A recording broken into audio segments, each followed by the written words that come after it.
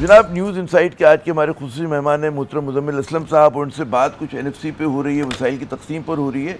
तो मेरा वो सवाल जो है वो तशना रहेगा, उसका जवाब आपने कोशिश तो की थी देने की। देखिए, पहला फॉर्मूला तब्दील होना चाहिए। पहला स्टेप NFC का पहला स्टेप ये कि दोनों साइड को अपने अपने खर्चों को देख लें कि वो क्या कर रहे हैं। दूसरा स्टेप 1973 की असल शक्ल पे ले आए, मतलब NFC को सातवीं NFC के हिसाब से लिया। ओके। तीसरा स्टेप ये है कि जो अभी मिल रहा है, देखें किसी का खर्चा कम करे उसकी गाड़ी नहीं चल सकती। सूबों ने अपने खर्चे बांध लिए उस हिसाब से कि जैसे तनख्वाहों में इतने, इसमें इतने। जैसे मैंने अभी आपको बताया कि मेरा 35% से ज़्यादा एजुकेशन और हेल्थ में जाता है। कल को मेरा बजट कटता है तो मैं उधर कट मारूंगा तो ऑब्वियसली वो होगा, पैनिक होगा।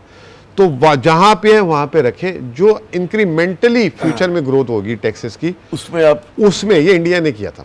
इंडिया ने 2017 में फ्रीज किया और उसके बाद जो है फिर उन्होंने पॉपुलेशन का वेट कम कर दिया, यानी कि जो नया इजाफी पैसा आएगा मुस्तकबिल में हर साल, उसमें जो है पॉपुलेशन को 82 से ना दे 50% दे दें, 40% दे दें।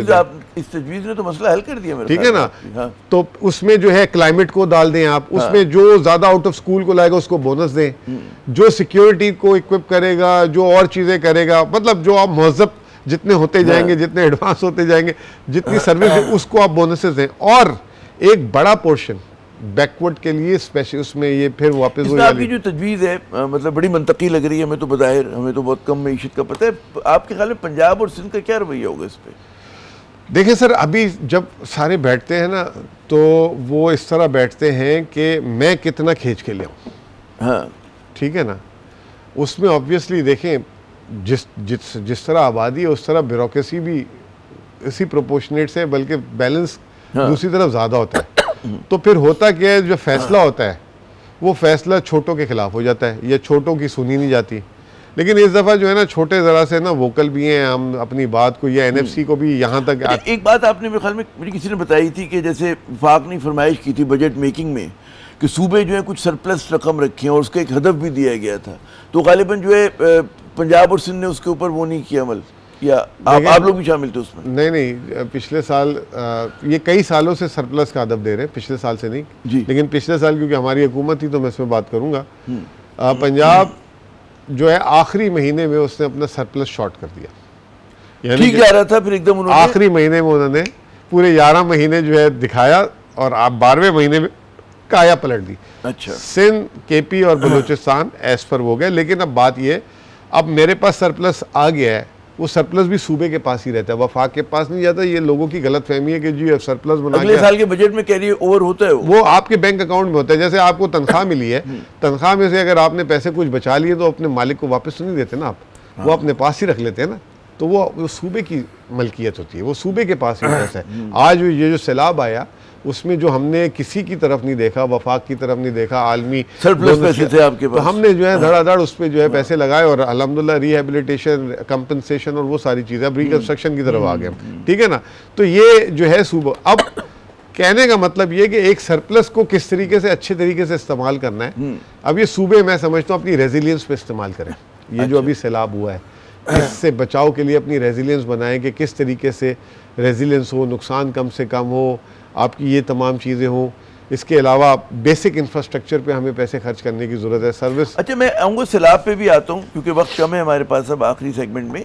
ये बताइए कि आपका सूबा जो है, जब NFC कमीशन में आप बैठ रहे हैं, आपके सामने क्या अहदाफ है जो आप मंजूर करवाना चाह रहे हैं? आप जो टारगेट पहले हमारा हदफ ये है कि खैबर पख्तूनख्वा का जो हकीकी शेर है मर्ज होने के बाद 25वीं तरमीम फाटक उसको रिवाइव किया जाए, फाटक को गिना जाए। जी जी, वो तो हमारा जो पहले हम इसी मकसद से हम जा रहे हैं। हाँ। फिर उसके बाद ये जो नई जितनी तजवीज़ है, हम समझते हैं पूरे पाकिस्तान में फॉरेस्ट में काम खैबर पख्तूनख्वा कर रहा है सिर्फ, ठीक है ना। पाकिस्तान का 45% फॉरेस्ट कवर, 14% लैंड है, 45% फॉरेस्ट KP में है। वो सैलाब जो है वो सुना बड़ी तनकीद हो रही है कि बड़ा बेरहमी से आप लोगों ने दरख्त काटे हैं आपके सूबे के अंदर। 3 रिपोर्टें बनती है ना, ministry of climate control, world wide wild life, ठीक है ना, और तीसरा आपका कराची का स्पार्को है। 2000 सन 2000 से 2025 तक हर साल फॉरेस्ट कवर KP का बढ़ा, तीनों की रिपोर्ट्स ये कह रही है। और पाकिस्तान का 45% जंगल भी हमारे पास है, ठीक है ना। दूसरा, वाटर के जितने हाइड्रो प्रोजेक्ट्स हैं, वाटरशेड प्रोजेक्ट्स हैं, रिचार्जिंग प्रोजेक्ट्स हैं, सारे के सारे KP में हो रहे हैं इस वक्त। अपनी वसाइल से हम कर रहे हैं, इसके बोनसेस दें। जो इस पे काम कर रहा है और लगाए रेस हमारी उसमें उनके साथ मुकाबला करवाएं, जो ज़्यादा करे उसको आप पैसे दें। हम ये कहते हैं हमारा बिलियन ट्री प्लस प्रोग्राम चल रहा है, वफाक का 10 बिलियन ट्री प्लस पड़ रहा है। अब आप मुझे एक बात बताएं ना, पूरे पंजाब का फॉरेस्ट कवर है 2.5%, खैबर पख्तूनख्वा का फॉरेस्ट कवर है। माशाल्लाह एग्रीकल्चरल लैंड के ऊपर भी हाउसिंग सोसाइटीज बना वो देख लें अब आपके सामने, अल्लाह ताला ले आए सामने सारा कुछ। खैबर पख्तूनख्वा का फॉरेस्ट एंड ट्री कवर 27% है, यानी कि जितना रकबा उसका 27% फॉरेस्ट एंड ट्री कवर है, और वो स्टेट लैंड पे थोड़ी लगा हुआ है, वो आम लोगों की गुजारा। मेरे पास आखिरी 2 मिनट है और 2 बड़े अहम सवाल हैं, हम सोचते हैं एक्सटेंड भी कर लें। नंबर 1 के जो पोस्ट फ्लड सिनेरियो है, अब हम देखेंगे कि ज़ाहिर उसका क्या आप माशी असरात देख रहे हैं पाकिस्तान के ऊपर, और एक आम आदमी पे क्या देख रहे हैं? क्योंकि अभी से जो है मैं देख रहा हूँ कि कीमतों में इजाफा हो रहा है, सप्लाई चेन मुतासर हो गई है, फूड सिक्योरिटी का बहुत बड़ा प्रॉब्लम आ गया। अभी सुनने में आ रहा है, कंफर्मेशन आ जाएंगी कि 50% जो है गंदम और आटे की कीमत जो है पिछले 10 से 15 दिनों में बढ़ गई, यानी कि 2100 रुपये का जो मन मिल रही थी गंदम, वो 3000 साढ़े 3000 क्रॉस कर गई है। सब्जियों में टमाटर ये वो सारी चीज़ें, इसका बड़ा प्रॉब्लम हो गया है।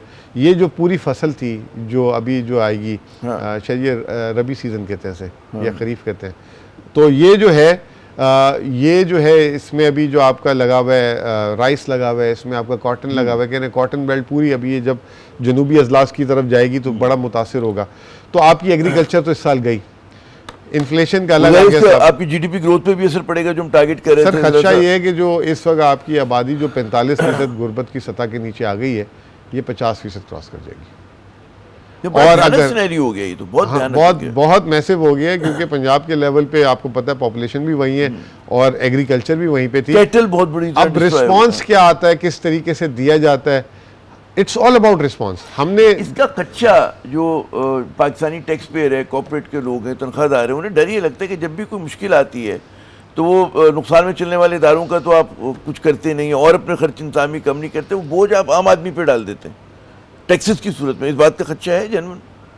देखिए जो अभी तनख्वाहदार तबका हो गया, अगस्त का टैक्स कलेक्शन है वो नीचे आया है, हालांकि टारगेट इतने बड़े नहीं होते शुरू के महीने में, तो वो एक इंडिकेट करिए कि FBR जो है it's not up to the mark. और वज़ीर ख़जाना साहब ने ये बात भी बोली थी कि अगर रिटेलर्स और ये टैक्स नहीं आया तो फिर मैं 500-600 अरब रुपए के इजाफी टैक्सेस लगाऊंगा, तो you can not rule out.